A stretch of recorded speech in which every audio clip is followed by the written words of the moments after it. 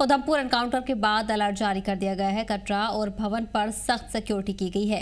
हसास इलाकों में इजाफी नाके लगाए गए हैं। हर शख्स और गाड़ी की जांच की जा रही है। श्रद्धालु से भी अलर्ट रहने की अपील की गई है। तमाम मकामात पर सिक्योरिटी के पुख्ता इंतजाम किए गए हैं।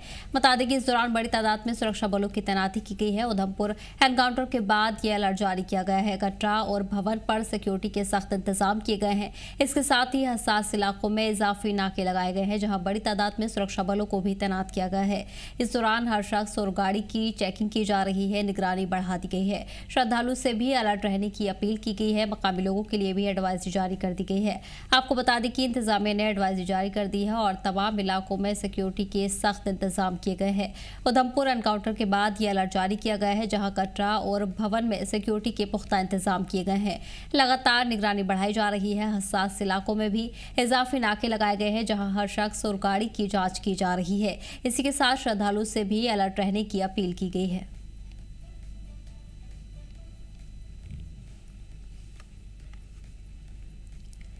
इस बीच आपको बता दें कि तलाशी मुहिम का सिलसिला लगातार जारी है। आसपास के इलाकों में भी तलाशी मुहिम तेज कर दी गई है। उधमपुर एनकाउंटर के बाद ये बड़ी तलाशी मुहिम शुरू की गई है। तमाम इलाकों में अलर्ट जारी किया गया है। कटरा और भवन पर खासतौर पर सिक्योरिटी के पुख्ता इंतजाम है। हसास इलाकों में भी इजाफी नाके लगाए गए हैं। हर शख्स और गाड़ी की भी जाँच की जा रही है। इसी के साथ श्रद्धालु से भी अलर्ट रहने की अपील की गई है।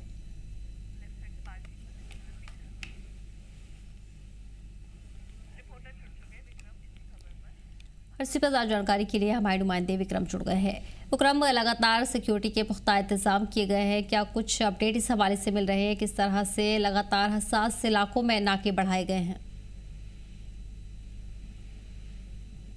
से उधमपुर के जो मजालसा तहसील है वहाँ पिछली कल शाम जो है जब एसओजी का ग्रुप अपनी पेट्रोलिंग पर जा रहा था, जिनको ये खबर मिली थी कि यहाँ कुछ आतंकवादी जो है उनकी गतिविधियां जो है वो जरूर देखी गई है, जिसके बाद से ये यहाँ सर्च और पार्टी के लिए पेट्रोलिंग में जाया जा रहा था। उसी समय कुछ फायर जो है वो सामने से फायर होते हैं, जिसके बाद ये मुठभेड़ जो है शुरू होती है। और इस मुठभेड़ में हमारे एसओजी के एक जवान कमांडो जो है अमजद अली पठान जो है वो वीर गति को प्राप्त हुए हैं और अब उनका शव जो है इस समय जीएमसी उधमपुर में लाया गया। पोस्टमार्टम जो है किया जा रहा है। उसके बाद राजकीय सम्मान के बाद उनका शव जो है अपने पैतृक गांव जो है वो भेज दिया जाएगा। फिलहाल तब से ही उसकी रात अगर बात की जाए तो लगातार रुक कर फायरिंग जो है वो होती रही, लेकिन जैसे जैसे अंधेरा और गहरा होता रहा फायरिंग जो है वो होना बंद हो चुकी है। और उसके बाद से लगातार सुबह की पहली किरण से जो है वो सेना और एसओजी द्वारा ऑपरेशन जो है दोबारा शुरू कर दिया। आसपास का जितना इलाका है वो पूरा खंगाला जा रहा है। जितने भी जंगल हैं वो सारे इलाके जो है खंगाले जा रहे हैं। आपको बता दूं कि जिस जगह पर ये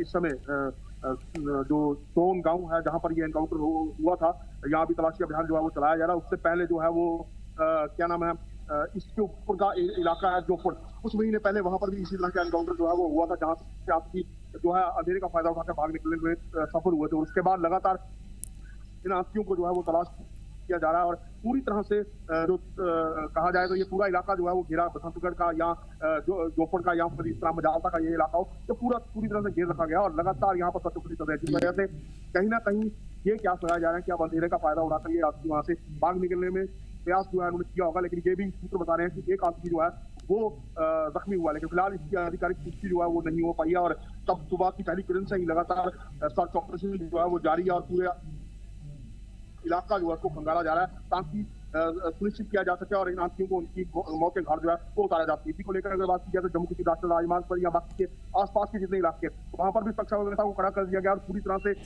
जो चाहे वो सुरक्षा बल है, चाहे वो पुलिस है, सीआरपीएफ है, सेना है, सब लोगों को तैनात कर दिया गया। और हर एक गाड़ी की आने जाने वाली गाड़ी पर नजर रखी जा रही है, देखा जा रहा है, तलाशी जो है तलाशी अभियान पूरी तरह से चलाया जा रहा है, ताकि किसी तरह से ये लोग यहाँ से निकल कर कहीं और किसी और ना पाए।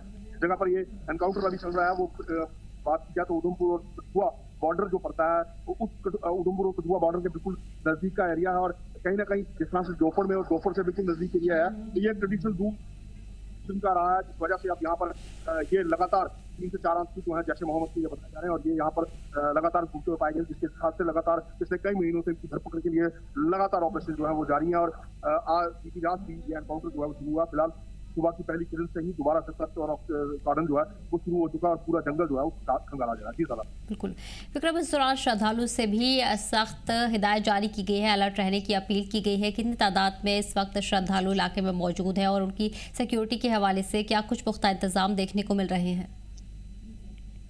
देखिए, मैं आपको बता दूं कि जैसे ही यहाँ पर उधमपुर के अंदर एनकाउंटर गुजराता तहसील में एनकाउंटर शुरू हुआ, तो उसके बाद से ही अगर बात की जाए तो कटरा के अंदर श्री माता वैष्णो देवी जो श्रद्धालु आने वाले हैं उनकी सुरक्षा को देखते हुए पुलिस ने तुरंत जो है मुस्तैदी दिखाते हुए वहां पर पूरी तरह से पूरा इलाका जो है उसको जितने भी रास्ते हैं उन सबको रोक सील कर दिया गया था और हर आने जाने वाली गाड़ी की रात से ही तलाशियां जो है वो लगातार जारी हैं। हालांकि ये जरूर जो यात्री हैं उनकी सुरक्षा को सुनिश्चित करने के लिए जो है हर तरह का प्रयास जो है वो किया जा रहा है। तलाशियां लगातार चलाए जा रहे हैं पूरी तरह से और यात्रियों से भी लगातार ये कहा जा रहा है कि वो इस तलाशी में या अगर पूछताछ में जो है वो सहयोग जरूर करें पुलिस का, ताकि किसी भी तरह की अप्रिय घटना जो है वो ना घट सके और पूरी तरह से माहौल जो है वो सुरक्षित रहे। इसको लेकर बीते रात से ही कटरा जो माता वैष्णो देवी का एरिया है वहां पर पूरी तरह से सुरक्षा व्यवस्था कड़ी गई थी। जितने रूट्स हैं, चाहे वो जम्मू से आने वाला रूट हो या उधमपुर से जाने वाला रूट हो, इन सभी रूट्स पे या रियासी से आने वाले रूट हो, इन सभी रूट्स को भी पूरी तरह से सील किया गया ताकि किसी भी इस तरह की घटना को अंजाम देने वाला या